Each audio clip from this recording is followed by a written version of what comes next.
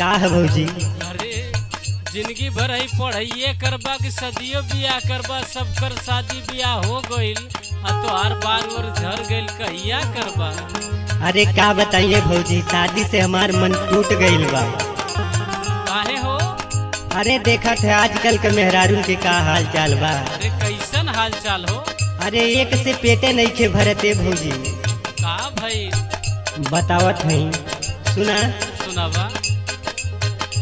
अरे अवते में हरिया बना दे भड़ुआ, करब न शादी भले रह बैरनुआ।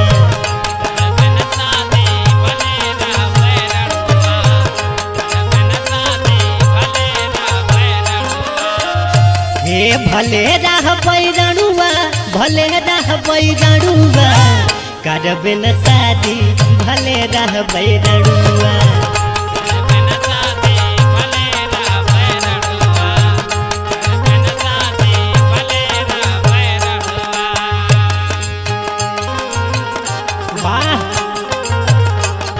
आए हो मेरे जिंदगी में तुम बाहर बन, मेरे दिल में यूं ही रहना, मेरे दिल में यूं ही रहना, तुम प्यार प्यार बन के आए हो मेरी जिंदगी में तुम बाहर बन के। भैया बा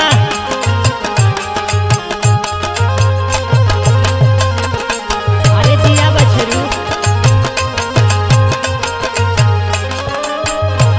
हे भौजी, आजकल के मेहर लोग के कहानी का बा, सुना सुनावा। हे आज के मेहरिया धोखेबाजी होले, आज के मेहरिया धोखेबाजी होले, आज के मेहरिया धोखेबाजी होले।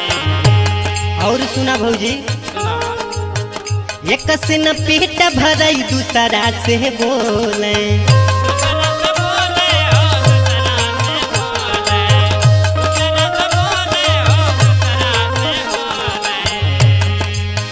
अब के मेहरिया धोखेबाजी होले, एक से न पेट भरई दूसरा से बोले। ये भौजी सुना, सुनावा। ये सब हमसे बियाह हुआ के चक्कर में ना पड़े के बा, अच्छा बहुत दुख होला ये भौजी। सुना, सुनावा। अरे साहब न दुखवा भले चरबै छड़ुआ, साहब न दुखवा भले चरबै छड़ुआ, करब न शादी भले रहबै रड़ुआ।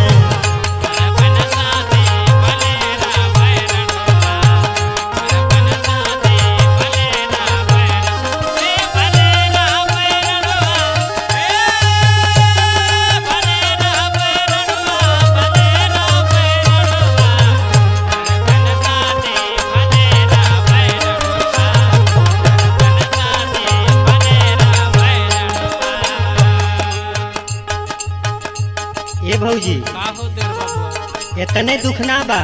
और कौन दुख बा हो? अरे तुमसे का बताई, सुनावा। इतना खर्चा कि एक गरीब आदमी कमा के ना खिया के पाई। अच्छा सुना का होत है, सुनावा।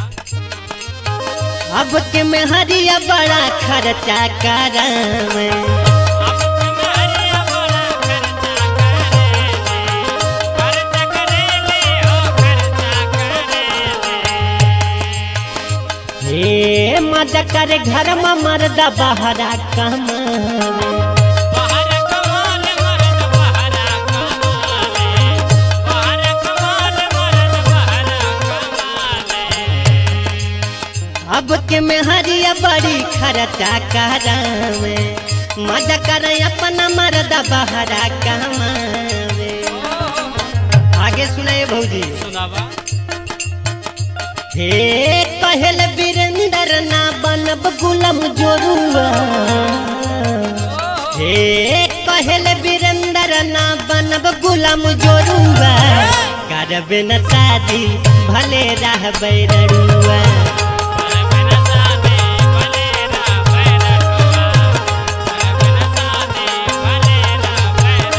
हे भले रहबै रड़ुआ, भले रहबै रड़ुआ, करब न शादी भले रहबै रड़ुआ।